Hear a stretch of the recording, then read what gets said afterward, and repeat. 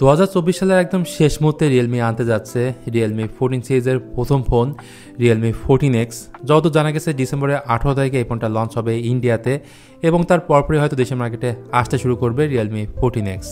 তবে এই ফোনটার একটা জিনিস আমাকে মারাত্মকভাবে ইমপ্রেস করছে, মানে ফোনটা ফুললি ওয়াটারপ্রুফ, অর্থাৎ IP68 অ্যান্ড IP69। এমন আরও অনেক ইন্টারেস্টিং ফিচার রয়েছে, সে সকল বিষয় নিয়ে তো অবশ্যই বলবো। তার আগে যারা এখনও এই চ্যানেলটা সাবস্ক্রাইব করেনি তারা জলদি সাবস্ক্রাইব করে ফেলুন। তো আনবক্সিং করলে ফোনের বক্সে থাকবে 45 ওয়াটের একটা fast charger, charging cable, user manual, একটি ব্যাক কভার এবং সিম এডিটর পিন। শুরুতে আমার জানা মতে রিয়েলমির নাম্বার সিরিজের এখন পর্যন্ত যতগুলো ফোন রিলিজ হয়েছে তার মধ্যে এই ফোনটাই বেশি শক্তপোক্ত, মানে ডিউরেবিলিটির জায়গা থেকে এই ফোনটাতে ব্যবহার হয়েছে মিলিটারি স্ট্যান্ডার্ড সার্টিফিকেশন, একদমই সাদামাটা একটা ডিজাইন, আগাগোড়া প্লাস্টিক বিল্ড, ওজন 197 গ্রাম আর থিকনেস হচ্ছে 8 মিলিমিটার।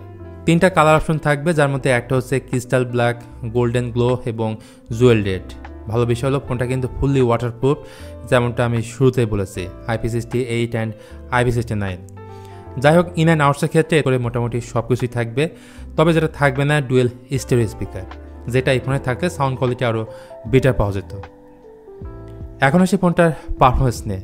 প্রযুক্তি হিসেবে যেটা থাকবে মার্কেটে বহুল ব্যবহৃত, যেটা সাধারণত বাজেট ফোনে ব্যবহার করা হয়ে থাকে, মিডিয়াটেক ডায়মেনসিটি 6300, যেটা একটা 5G চিপসেট, একই সাথে 6 নানোমিটার আর্কিটেকচারে বিল্ড। এটা একটা অক্টোকোর সিপিইউ, জিপি হিসেবে থাকবে মালিজ 57, ক্লক স্পিড হচ্ছে 2.4 GHz। ফোনটা আন্তর্জাতিক score 4,33,000 something. Storage and RAM variant হিসেবে যেটা থাকবে 6128 অ্যান্ড 8128GB। এখানে স্টোরেজ হিসেবে থাকবে UFS 2.2 অ্যান্ড র্যাম হচ্ছে LPDDR4X। দেন অপারেটিং সিস্টেম হিসেবে এই ফোনটাতে থাকবে out of the box Realme UI 5.0 on top of Android 14। আবার ডিসপ্লে ক্ষেত্রে প্রথমেই বলবো দুটো ব্যাপার আমার কাছে খুবই ভালো লেগেছে। একটা হচ্ছে এই প্যানেলের রিফ্রেশ রেট এবং অন্যটি হচ্ছে এই প্যানেল সাইজে কিন্তু বেশ বড়। এটি 6.67 ইঞ্চির একটা HD+ IPS LCD panel, PPI density 264 PPI এবং এতে 950 নিটস পিক ব্রাইটনেস থাকবে। তাছাড়া 120 Hz রিফ্রেশ রেট থাকবে, touch sampling rate 180 Hz, screen to body ratio 91.40%। আর রিয়েলমির অন্যান্য ফোনের মতো এই ফোনও থাকবে মিনি ক্যাপসুল 3.0। তাছাড়া সিন বেজেল এভারেজ টাইপেরই থাকবে, যেটা সাধারণত বাজেট ফোনে দেখা যায়।